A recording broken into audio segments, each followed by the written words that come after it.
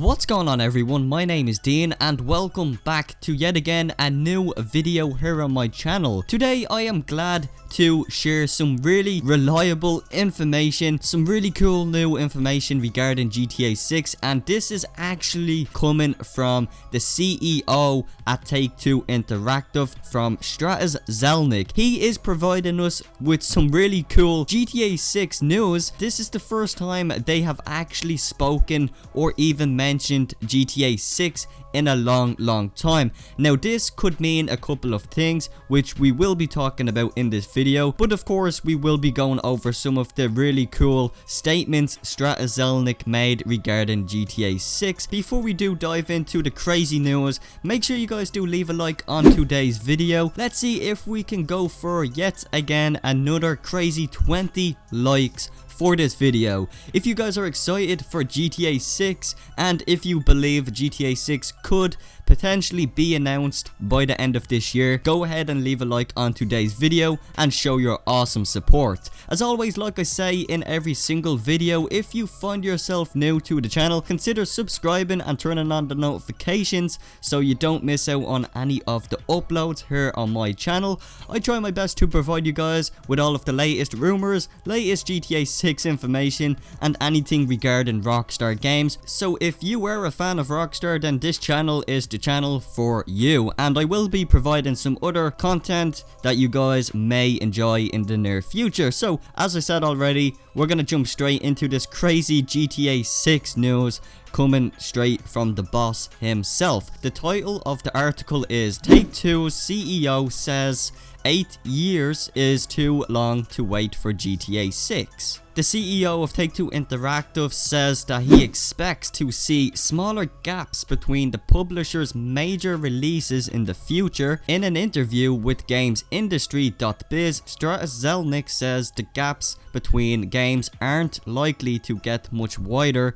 than they already are. So to put this short statement into perspective, GTA 5 released in 2013, and between GTA 5 and the release of Red Dead Redemption 2 was approximately 5 years. So pretty much the gap between GTA 5 and the new release of Red Dead Redemption 2 was 5 years. Red Dead Redemption 2 is almost coming up on 1 year since the release of Red Dead Redemption 2, which is absolutely crazy. So it's already been nearly a year since we've had Red Dead Redemption 2. Absolutely crazy. Zelnick says that their ability to engage with customers on an ongoing basis thanks to services like GTA Online means that there's less pressure on getting to market with an all new title. For studios like Gearbox and Rockstar, that can mean significant timeframes between the releases of their biggest franchises, but Zelnick says that the better development tools and bigger teams should help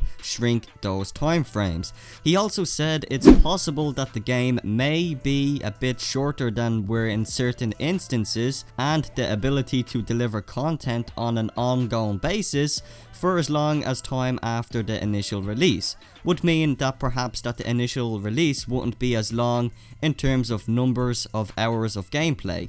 Another benefit of creating a shorter game, in this case GTA 6 will be releasing a lot sooner, and that it is shrinking down the hours of gameplay. So essentially, instead of having a 50-hour gameplay, it will be cut down to like a 30-hour gameplay in total. And that means, of course, like I just said, that it could even prove that Rockstar Games will be able to push out games a lot more quicker, and as Zelnick has stated as well, is that Rockstar Games will be able to cut down the time frames between their new game releases to the next one. So that means the time frames between each release is going to be shrinking down a lot. So that is something really awesome to hear. Now, why is this the case, and how come that Zelnick has said all of this stuff? It is really obvious, and as we have seen in the past, not only in the past, but as we can see right now at this current time, the reason why Rockstar Games don't provide any DLC to the single player is because, well, their online is doing so much better, and that the focus is purely on the multiplayer side of things. Now, why is this the case? Well, it's benefiting Take-Two a lot more.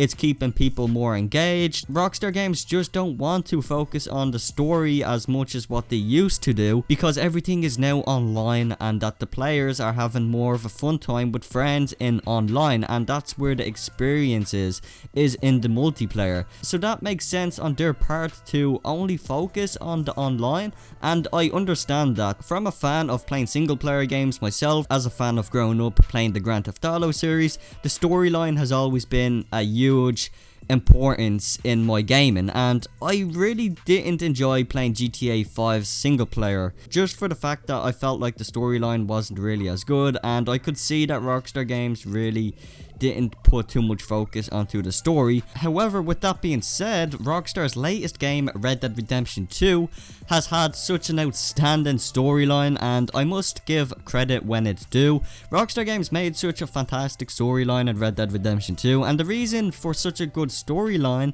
is because there is a good chance that they knew that the online probably wasn't going to be anywhere near as successful as GTA Online. And of course, with that being said, Red Dead Redemption 2 is really basically a single player game. Some people may agree or disagree with that statement, but from what we saw back in 2010 with Red Dead Redemption, it was a story driven game, and of course I feel like the same could be said for Red Dead Redemption 2, which all evidence does point to such a good storyline full of detail and great characters. There is a reason why GTA 5 didn't exactly have that kind of feel to it, is because, well, Rockstar Games didn't exactly need to focus on a storyline, and there is a good reason why Rockstar never delivered on the promised DLC coming to GTA 5 single player, which got totally scrapped. I kinda do feel sorry for everyone that really enjoys playing the single player. There is a good audience out there that really loves to play the single player rather than online, because let's be fair,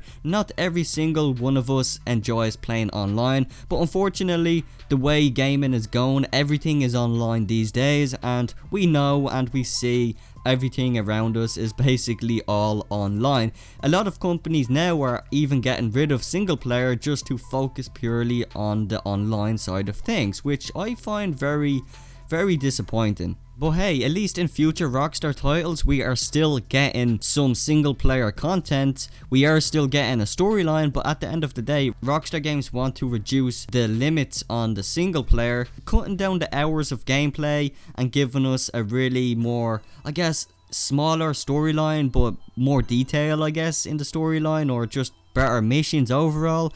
I mean, that's probably the logic now going forward for Rockstar, and as Zelnick just said, cutting down the hours of the single player will give Rockstar Games more time to bring more releases to us, such as future games, and cutting down the time frames on the releases of their titles. So that is an advantage, I guess. So instead of us waiting for a new Rockstar game every like 5 or 6 years or whatever, which is absolutely ridiculous, but with that being said, the quality of the Rockstar games are absolutely phenomenal, so it does kind of make a bit of sense. But as I just said, if they cut down the time frames of the storyline and the hours and reduce the hours of gameplay, it is giving Rockstar Games a lot more time to really push out their new and upcoming video games. And because, as Zelnick stated as well, is delivering content to the online, and thanks to services like GTA Online, it is giving Rockstar Games a lot more time to work on their upcoming titles. So now the question is that everyone wants to know, when is GTA 6 going to finally release, or when will we get the official announcement for GTA 6? I personally am going to stay with my guess that I did make a couple of weeks ago. So basically, just to give you guys an idea on how I actually plan on seeing GTA 6 being released, or how the lead up to GTA 6 will be released. So essentially my guess is at the end of this year, maybe October, November time, we will get the first trailer for GTA 6, something similar like GTA 5. Then throughout the year 2020, we probably won't hear too much information about GTA 6, maybe some information here and there, and then towards the end of 2020 we will probably expect to see like a second trailer, and then of course more lead up to the release in the year 2021 for GTA 6. Now that is just what I predict for the game. I do find it very peculiar. Zelnick is even mentioning GTA 6, and that he even stated in the title in quotes 8 years for another Grand Theft Auto game is just simply too long. So I want to know what you guys got to say about all of this information coming from Strata Zelnick. Do you guys think we will hear of GTA 6 official information at the end of this year? Let me know down in the comment section. And of course, if you guys want to stay updated with all of the latest GTA 6 news and much more, you guys can always subscribe to the channel to stay updated, and I have you covered for all of the latest GTA 6 action. With that said everyone, my name is Dean and I will see you all in the next video.